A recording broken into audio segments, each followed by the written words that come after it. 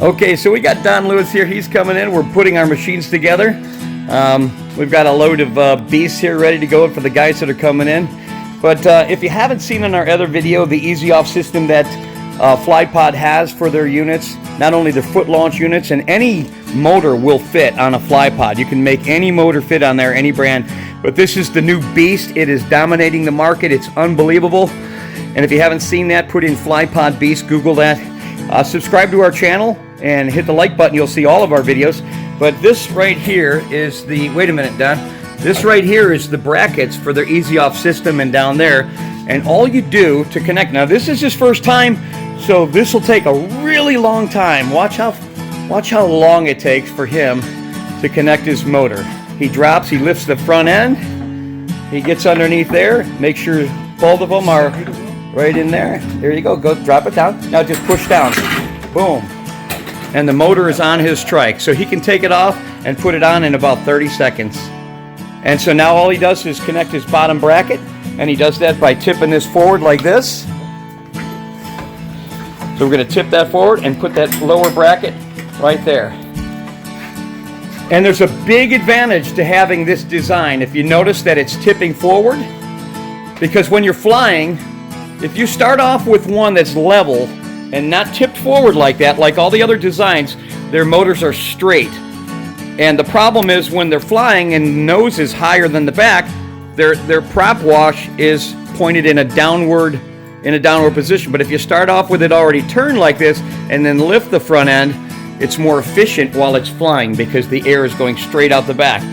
So right now he's just going to put his pins in. Here's the lower pin, and here's the upper one. I'll put this one in here, and then they just connect right around the back, and it's absolutely brilliant. That's on, and now you take your bottom clip and just put it in that bottom bracket right there. And that is it. You can take your motor on and off. We wheeled it over here because it's got those casters.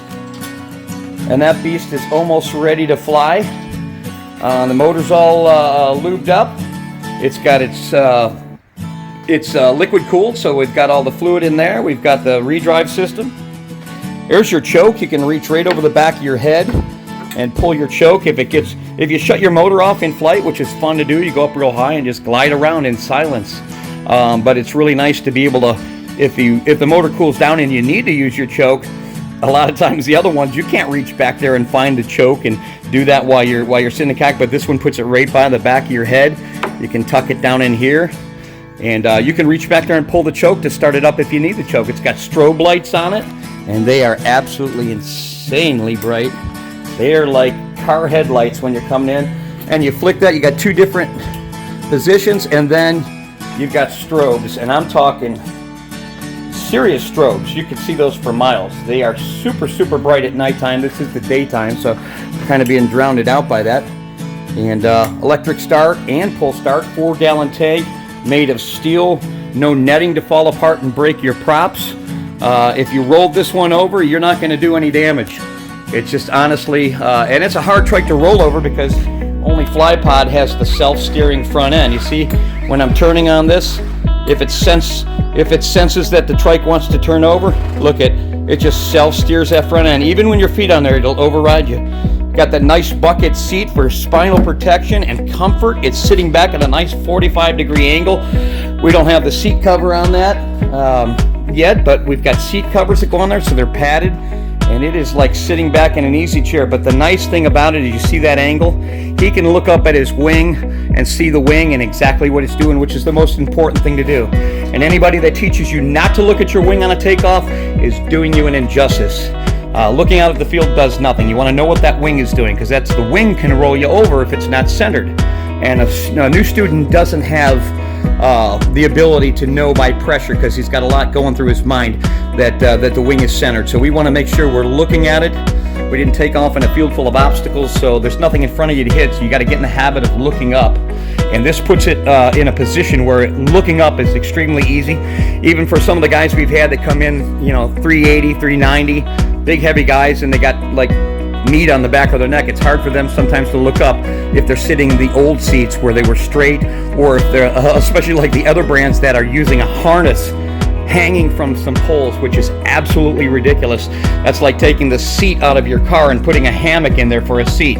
It doesn't hold you steady, it doesn't hold you to the machine, and if you ever did roll it over, this keeps you put in the seat. You're not slamming into the ground, because when it's upside down and you're in a harness, your head's hitting the ground, you're hitting the side, and it's just a lousy design. Why they want to have a harness instead of a seat when they're you know, if foot launching, it makes sense because you have to, but not on a trike. You don't want a harness on a trike at all. And if you have any questions about that, give me a call. I'll explain it in more detail. But boy, this thing is a work of art. We're really looking forward to getting Don in the air, and Carlos is here too to pick up his beast, and we got some other guys coming in for theirs. Got another load coming through, and then there's another group of guys coming in after this. But I just thought I'd share that with you this morning, guys. We're in the assembly mode, and we're excited.